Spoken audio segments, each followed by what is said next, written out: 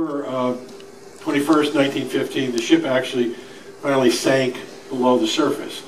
They established a camp on the Weddell Sea, appropriately named Patience Camp.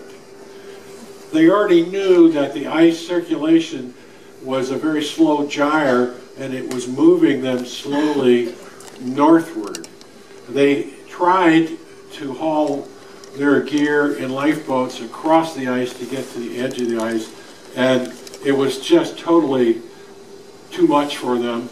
So they camped and waited until that ice movement moved them close to the edge of the ice, and then April 9th, they were able to board their 3 lifeboats, and in 5 days they reached Elephant Island, close to where we sailed out. But this is where the Endurance sank, and they got into the water and reached Elephant Island on those 3 small lifeboats. Once they reached Elephant Island, they were done. On the 24th of April, Shackleton and 5 others took what I consider to be the greatest small boat ocean open journey ever made.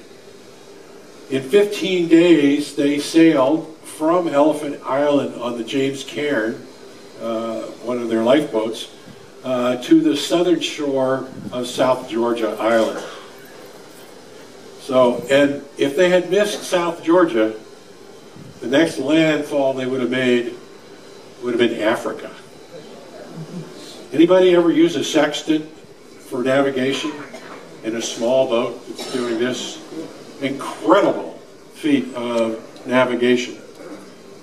But they weren't done yet. They were on the south side of South Georgia Island. The whaling station that they knew about, they'd been there before, was on the north side of South Georgia. So they had no climbing equipment at all. They put screws or nails through the soles of their shoes, their boots, to have some traction. They had 50 feet of rope between them. 3 of them, Shackleton and 2 others, started across the island. South Georgia had never been crossed before. They traveled continuously for 36 hours. They were covered about 32 miles. At one point, they came to the edge of a glacier, and they were just exhausted, and they were looking at how they were going to get down to the bottom of the glacier. They took the rope and made coils on the snow surface and sat on it and slid down the glacier. They made it to South Georgia. They actually heard the whistle from the whaling station and stumbled in there, and they reached the whaling station on the 20th of May in 1916. Everybody in that expedition, Shackleton got with the whaling station personnel and other groups, and they finally were able to get back to Elephant Island and pick up the crew that he left there. And all the members of that expedition were safe. That is just one story after another. It's extraordinary, and lots of interesting undertones in that on how Shackleton managed that group of people. He got everybody's input all the time, but his nickname was the boss. So he had this style of being able to make everybody included, but make it come out the way he wanted. And he took responsibility for it. This is another earlier explorer, Douglas Mawson, also an Englishman that immigrated to Australia when he was 2. Mawson turned down an invitation to go with Scott's Terra Nova expedition in 1910. And he worked south of Australia in an area that had not been explored before in the period 1911 to 1913, in the area known now as King George V land, all of that area south of Australia. One of the things that is little known about Mawson, and you'll figure out why in a second, is he was the first Antarctic explorer to want to introduce an airplane. And they actually had an airplane that they were taking with them to Antarctica. Unfortunately, it was damaged shortly before the expedition departed, and they took it along with them anyway, and they basically used it as a tractor. Never got in the air. And this is Mount Erebus on Ross Island, and I told you that Mawson worked south of Australia, so why am I showing you this picture? Mawson was a member of Shackleton's expedition, and he was a member of the group that made the first ascent ever of Mount Erebus in 1908. Mount Erebus is 12,450 feet or 3,795 meters high.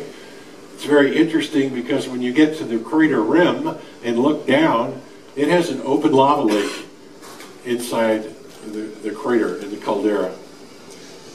But Mawson was one of the first, he was in the first party to ever climb Mount Erebus. I want to talk about Scott, and everybody knows the story about Scott. He was a British Royal Naval officer, led 2 different expeditions to Antarctica, the Discovery Expedition in 1901-04 and the Terra Nova Expedition in 1910-1913. The Terra Nova Expedition is the one that Scott's party got to South Pole January 17th, 1912, only to find out that Amundsen had got there a couple of weeks before them, 5 weeks before them. And quoting from Scott's diary, "The worst has happened. All the daydreams must go." And probably the classic line that lots of people know, "Great God, this is an awful place." Now, on their return from Pole, and if you were at Guy's lecture earlier, he jumped in on this one a little bit. It was March in 1912 that they were returning from South Pole, and they were 11 miles short of a cache of 1 ton of supplies. They didn't make it. Dr. Susan Solomon, who is a current researcher, did a lot of the research on the ozone depletion over the Antarctic, very interested in early Antarctic explorers, and she's written a book called The Coldest March. And what she did was looked at a lot of the activities of Scott's parties, and she did an amazing thing. She was looking at their scientific records and the temperature records that they collected meticulously every single day. And she compared the temperatures they experienced in March coming across the Ross Ice Shelf with records that the U.S. program has collected with automatic weather stations through a period from 1986 to 1999, exact same area where Scott was going. And she made a remarkable discovery. Scott had the rare misfortune of being struck by extraordinarily frigid weather. It was 10 to 20 degrees Fahrenheit below average when he was there. Dragging a sled across snow, if it's extremely cold, it's like dragging it over sandpaper. Just that little bit of temperature difference made the difference in not getting any little bit of melting, and it would slide a lot easier. So he had that rare misfortune of being hit by unusually cold temperatures in that coldest March. Just think if it had been average temperatures, he probably would have made the last 11 miles to that depot and survived, and history would be very different. In June of 1967, a young undergraduate student went to Mcmurdo Station, me, on a research project, and we flew in just before midwinters, and I was part of a team that did some of the first ever planned scuba diving in the wintertime. Any scuba divers here? In the winter? Through 10 feet of ice? That's what I was doing. It's an interesting In those days, we did not have dry suits. We used wetsuits, a custom wetsuit. I'm not sure which one of these is me, but one or the other is. We dove through about 8 to 10 feet of sea ice in a hole. Visibility at that time of year in the winter, we measured visibility over 800 feet. Clearest water I have ever been in my entire life. Water temperature, about 28.9 Fahrenheit because of the high amount of salt content. Very little current. The problem was not so much the cold water, it's when you got out and you turned into a glazed donut.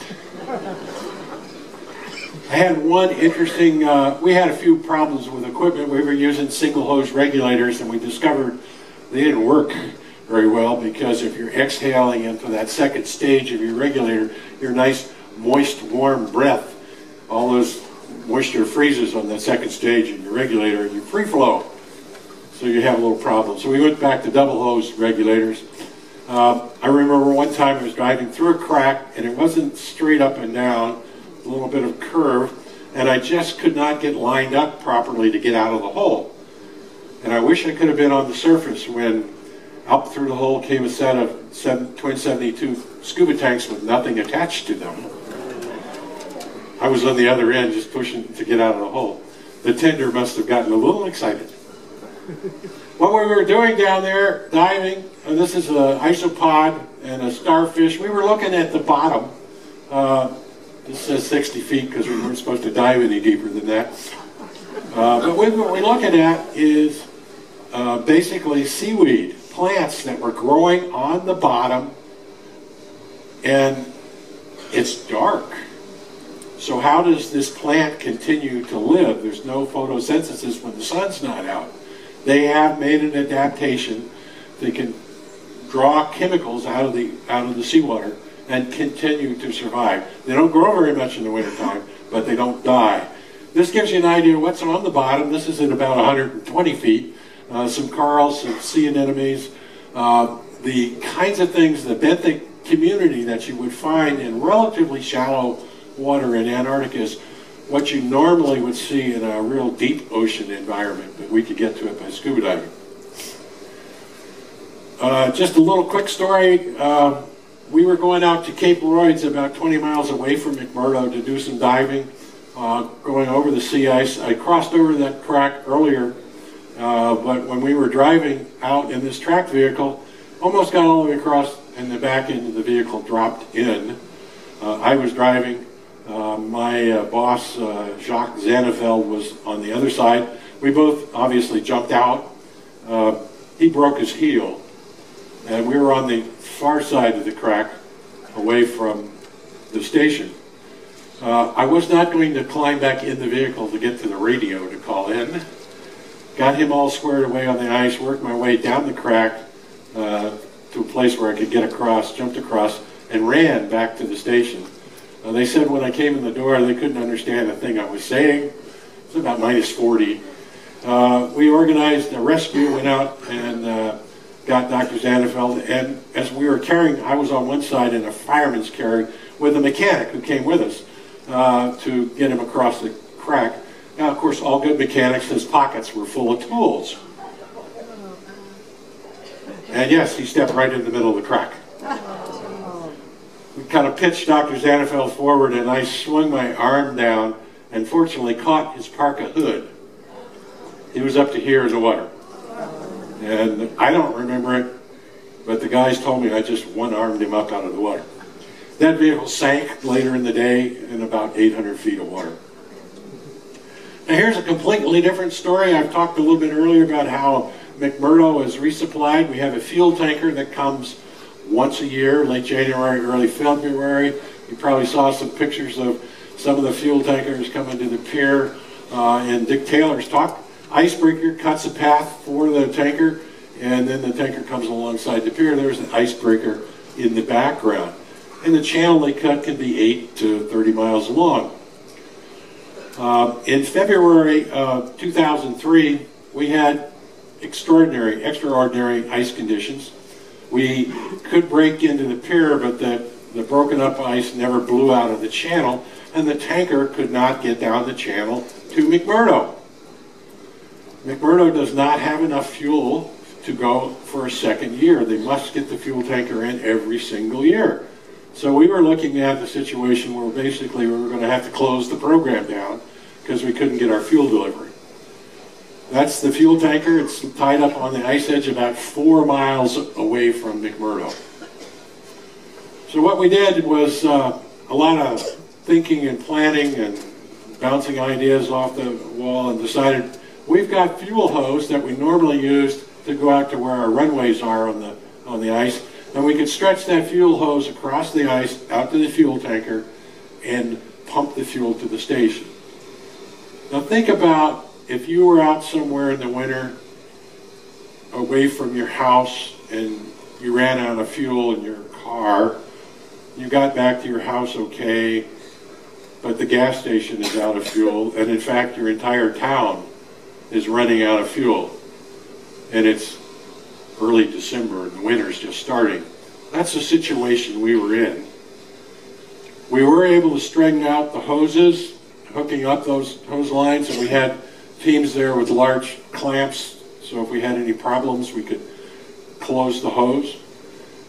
This is the last bit of hose getting hooked up, and unfortunately, no, that's a joke. That actually happened, but we had to get a little bit more hose. So we had the hose all hooked up, and after a couple of days we were ready to start pumping. We started transferring fuel. We had 2 different hose lines. This is Mcmurdo in the background, 4 miles away. Pumped 24 hours a day, 7 days around the clock, and that hose line was patrolled the entire time. Last thing we wanted was any kind of a spill. That shows you the pumping situation. This is the best view I could have ever hoped for that year. That's the tanker leaving. We pumped 6.6 million gallons of fuel safely to Mcmurdo Station. We had 1 sprained ankle, and we didn't spill a drop. So that was, we were done. We had to pick up the hose. You have to, of course, you've got 4 miles of hose with fuel in it.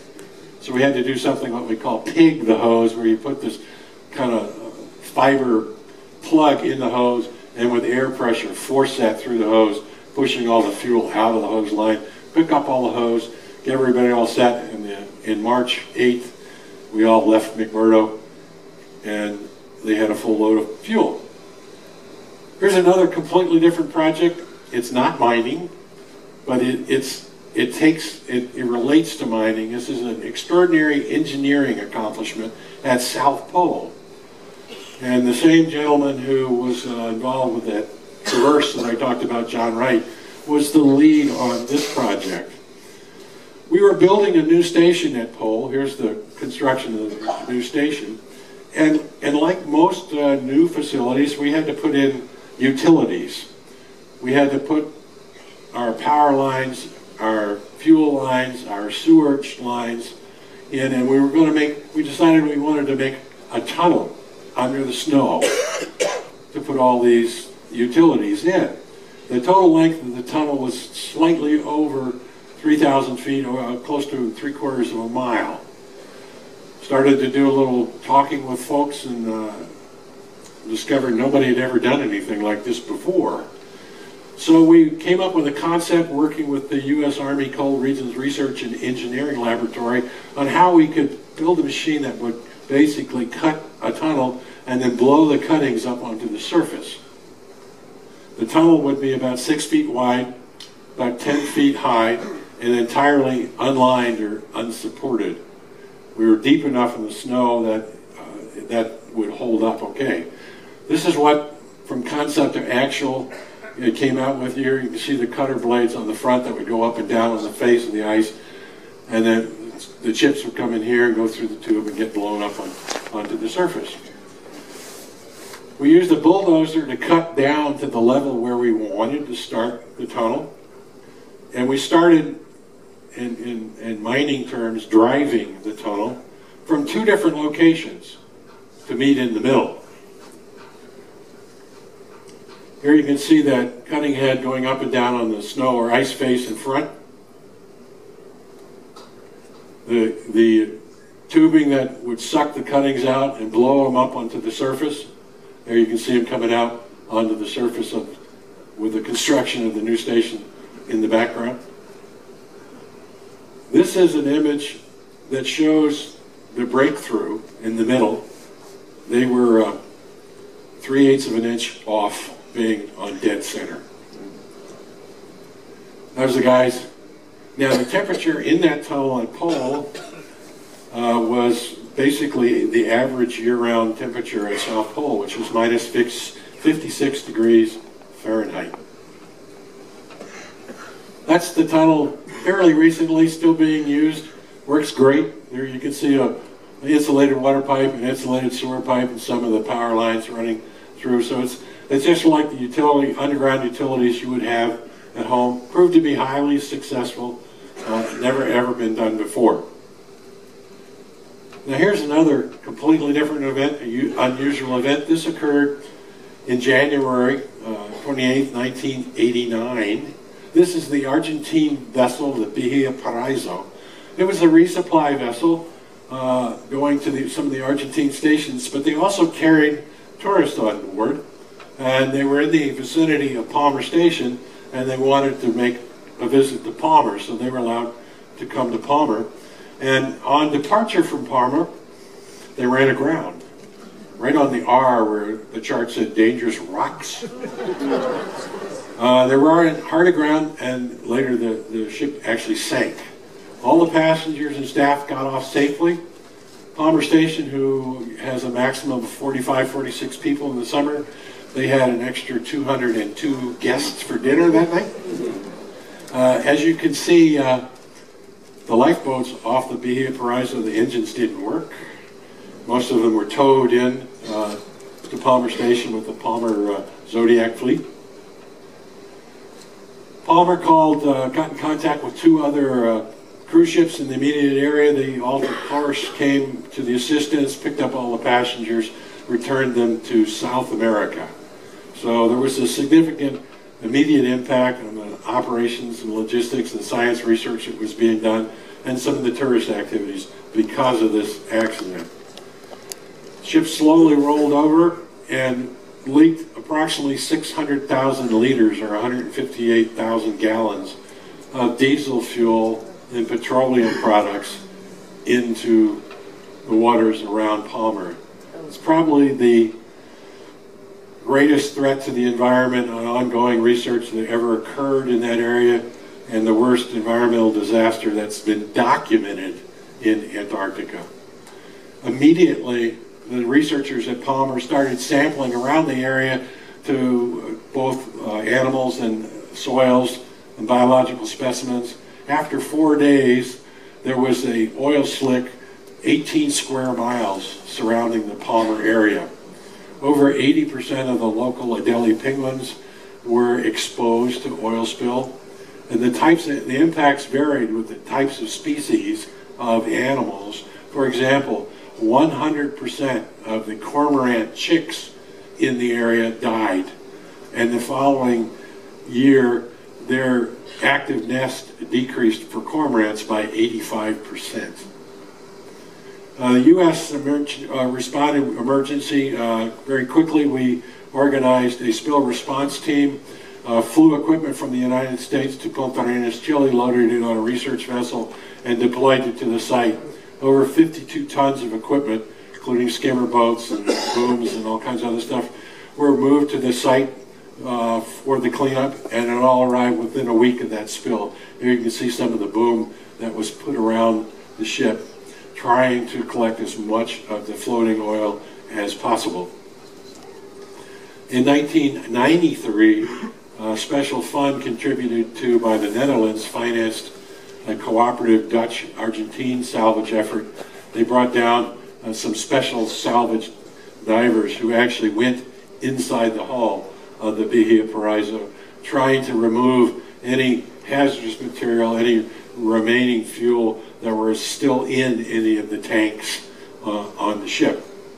That ship is still there today, and we continue to monitor that. The Argentines come by every year to monitor, doing sampling, and occasionally you'll see small amounts of fuel, you get a little rainbow sheen on the surface near the wreck.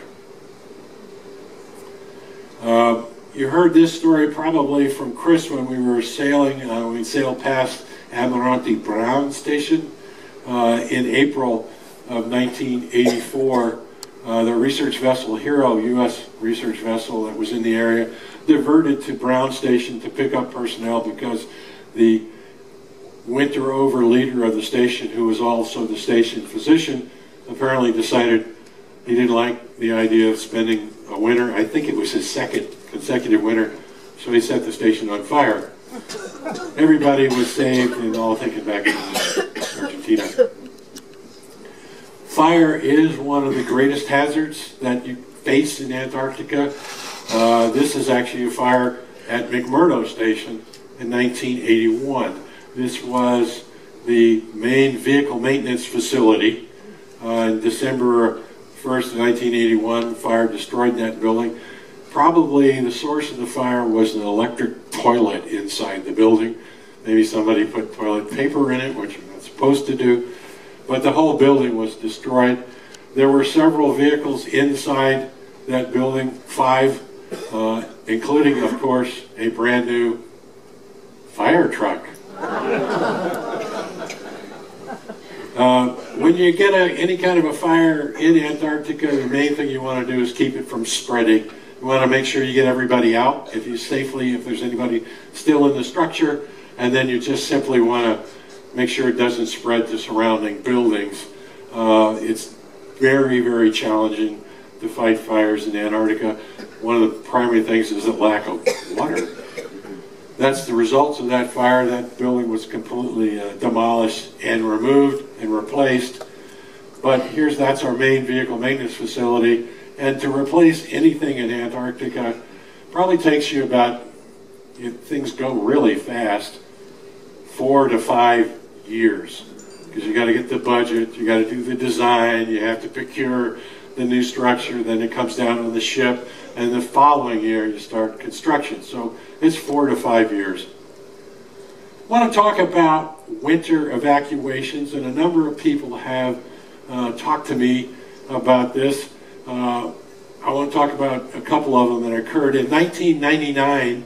Probably the one that folks know the most about at South Pole was the station physician, Dr. Carolyn Nielsen. She was able to self-diagnose that she was suffering from breast cancer. I arranged an airdrop of supplies to her in the middle of the winter, all the equipment that she needed for her own treatment. We did a comprehensive medical review, and the medical folks said, based on the equipment that we got to her, she was getting the same treatment that she would get in a hospital anywhere else in the world. So there's nothing more we could do. So we made the determination that we did not want to try to fly into South Pole in the middle of the winter and pull her out because she was getting adequate treatment.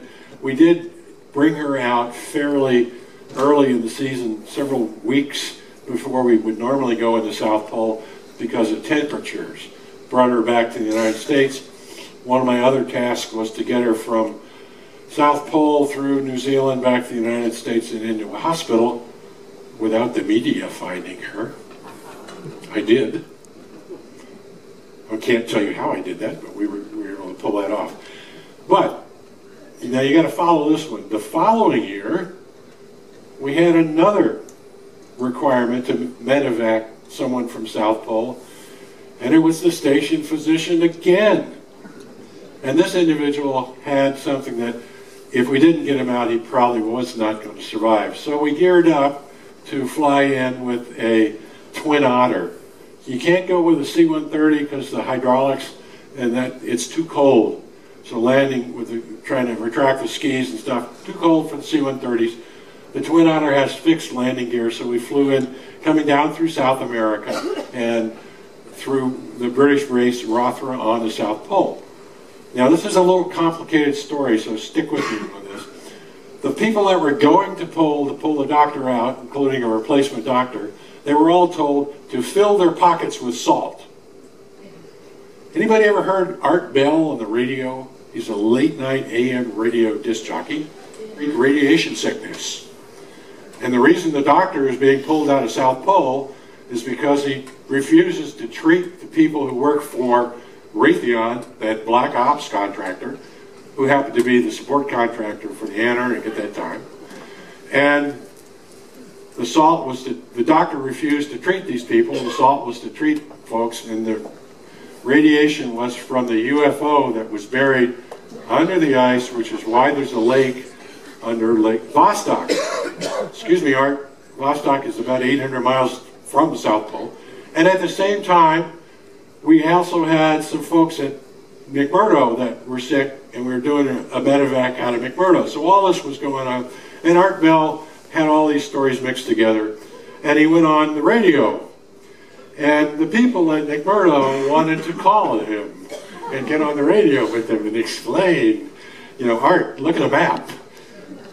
He would never take their phone calls.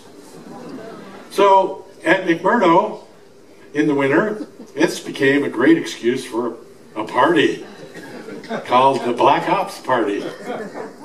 And of course, they did have a special guest who came to the party. I told you about humor in Antarctica, right? Now, I don't really want to say anything about what this image is over in Mcmurdo, but you can use your own imagination. Photoshop is a wonderful thing. In October 31st of 1956, the first airplane ever landed at South Pole. Never been done before. This is an R-4D, a Navy airplane. It was on the ground for 59 minutes. The pilot, a gentleman named Gus Shin, said the flight was operationally quite simple. Except when he tried to take off. And in his notes he said he pushed the throttle fully forward and nothing happened. He fired 4 jet assist takeoff rockets that were attached to the side of the aircraft, and still nothing happened. So he fired 4 more. And he said he got a slight amount of movement. So then he fired 4 more. A C-130 only has 8 JATO rockets on it. This much smaller aircraft had, and then he fired the last 3, so he had 15 of them on it. And he said it staggered into the air. I had the pleasure of going down to Pensacola, Florida, 50 years, the 50-year anniversary of that landing of that aircraft at South Pole, to make an award to Gus. And afterwards, I got him aside and I said, Gus, what was your plan if you couldn't take off? And he said, I had an admiral on the plane. That wasn't an option. We had to take off. And that's an artist concept of the plane on the ground. There was actually an Air Force airplane circling around overhead, and I guess the plan was they would drop supplies to them if they couldn't take off. Truly amazing, the forerunners of all the stuff that we do at South Pole today because of those guys. I want to talk a little bit about an unusual event that occurred near Mcmurdo. We have researchers there working on the sea ice at Mcmurdo on penguins. And it's a great area to work because that sea ice early in the summer through December gives you a nice stable platform. And if you get far enough away from any cracks or openings, you drill a hole through the ice, put a little fence up, and you can bring some penguins there and release them inside the fenced area. They'll dive through that hole, go down, and do their normal fishing and collecting, and then they come back to the same location. So you can study them in a natural environment. Here you can see a bird going through the hole to feed. Here you can see one that's been instrumented. So they were able to get depth and position and how much time they were underwater and get an idea of what they were doing. Now, one day we had a bad storm rolling in to Mcmurdo, and we got a call. I got a call from our operations center and said one of the scientists had checked out from the Penguin Ranch, headed back for McMurdo, and he missed his check-in time when he was supposed to be back in McMurdo. So we got on the radio, checked with the Penguin Ranch folks. No, he wasn't back there. We checked the lab, we checked his room, we checked the dining hall. We couldn't find him. So we spun up our search and rescue team to start considering our options, and we launched a SAR out the flagged road out to that hut, hoping that he was along there somewhere. His motor toboggan had broken down, and he was just hunkered down. They were able to work their way out to the site. Very poor visibility. Their visibility was getting down to less than 10 feet. They were able to see the track in the snow and work their way out to the hut. When they got to the hut, they didn't find him. And they said, okay, let's start on our way back and we'll do an S pattern search along the road, swinging from side to side. I said, okay, makes sense. And then one of the SAR team members said, hey, I saw some penguins just over there. So let's start our search swinging that direction. Penguins are naturally curious. They swung over that way, and the penguins were sitting there going, look at this dumb scientist laying in the snow.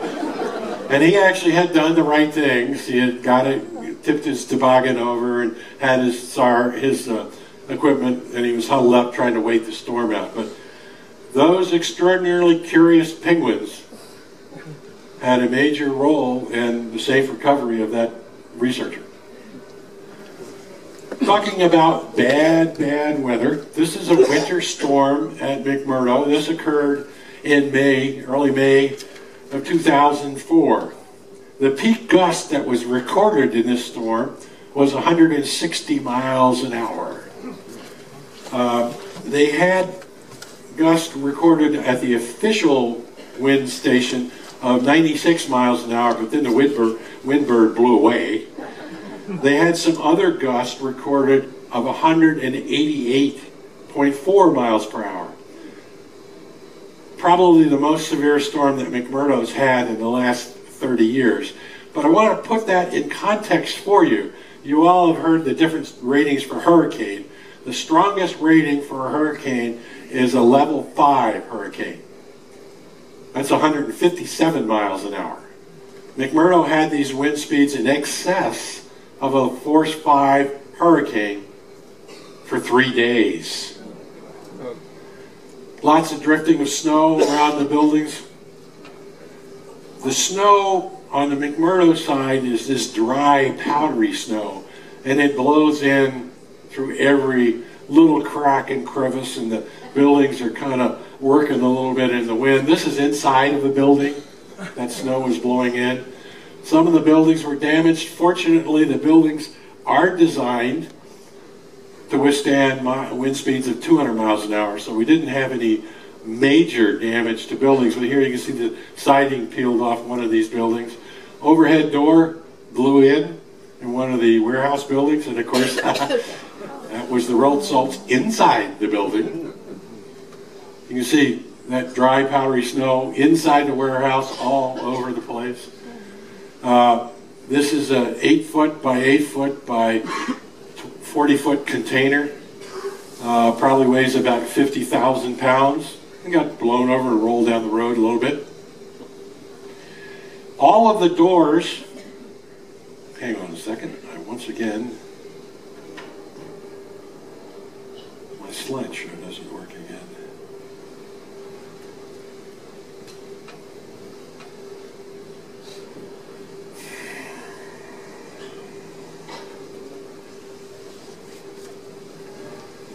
This has happened to me twice before, so if I could get some help from upstairs so I get my slide back.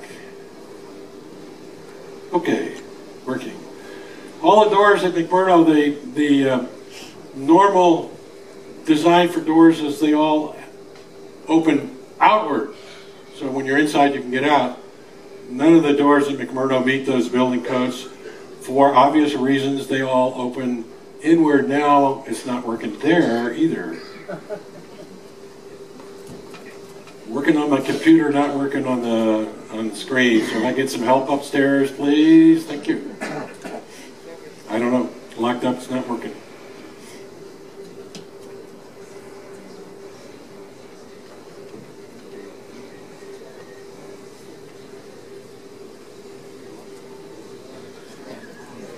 All right, thank you. So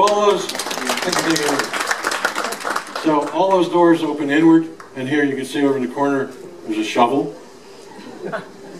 That's inside the power plant at Mcmurdo Station. A vehicle, and this window actually wasn't blown in, it was sucked out from wind going around the vehicle. So lots and lots of snow. Now this is a completely different story.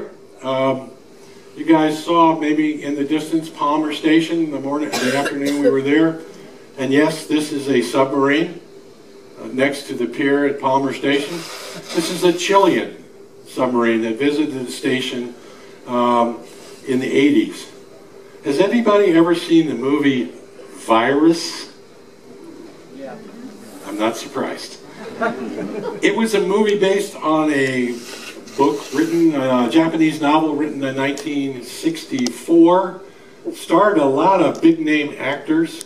The plot of the movie is the world's population has all died off, but the virus is inactive at temperatures below -10 centigrade. So all the people who wintered over in the Antarctica survived. That was the 855 men and 8 women. They all survived. The film is notable because it was, at the time, the most expensive Japanese film ever made. And it was a complete and total flop at the box office. They show it at Palmer Station every year, however. This is an interesting vehicle that was developed for use during Antarctic expedition in 1937-39, the United States Antarctic Service Expedition, called the Antarctic Snow Cruiser. And you can see it's designed to be self-supporting. It's got berthing in it, power plant, vehicle operation, and actually has an aircraft that sits on top of it.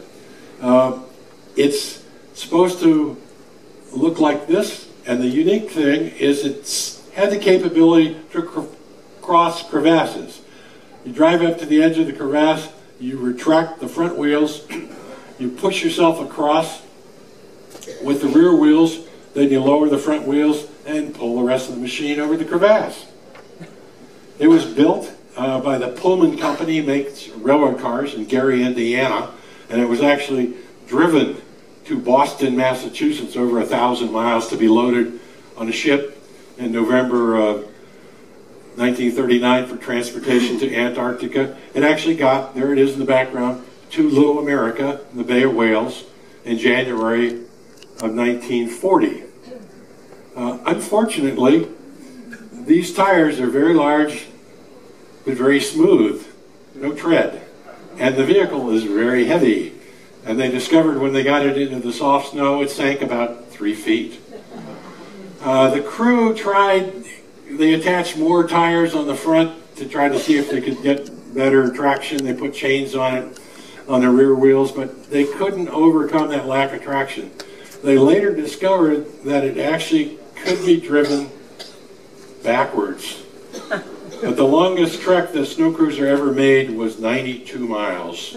And it was left at Little America. Most likely sits in the bottom of the Southern Ocean somewhere at this point. Here's another interesting story. A few folks have asked about medical care. This is the Vostok station, Russia station that was established during the IGY. They have a year-round station in the interior. In April of 1961, one of the individuals wintering at the station became very, very ill with acute appendicitis. The station doctor had the appendicitis. And at that time, the option of trying to pull him out, there was no option. He had all the classic signs, and he said in his own diary, he said the pain was intolerable, and he knew he had to do something. He said, he didn't sleep at all last night, it hurts like the devil, this is it. I have to think through the only possible way out. I have to operate on myself. And he did. He said it was a little difficult, mostly by feel, and everything looked backwards because he was looking in a mirror. He removed his own appendix with a local anesthetic. He was back at work 2 weeks later.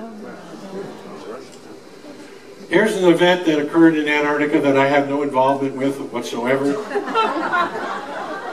I'm not sure if this other headline down here has anything to do with this headline. These things pop up all the time. Maybe this was from Art Bell, I don't know. But, like I said, sense of humor. I just wanted to share with you some of those kind of unusual events that have occurred over the years. Everybody, every country has stories like that. Some of them are true. Some of them you might kind of want to question a little bit if you get told some tall tale about things that have happened. But it's an interesting place to work. People said, how can you keep going back there? And I said, because I know something different will happen almost every day. And those are examples of some of the extraordinary events that have occurred in Antarctica prior to my getting there, and some of them during my time period I was there. Next up in a couple of minutes is going to be Guy Guthrie.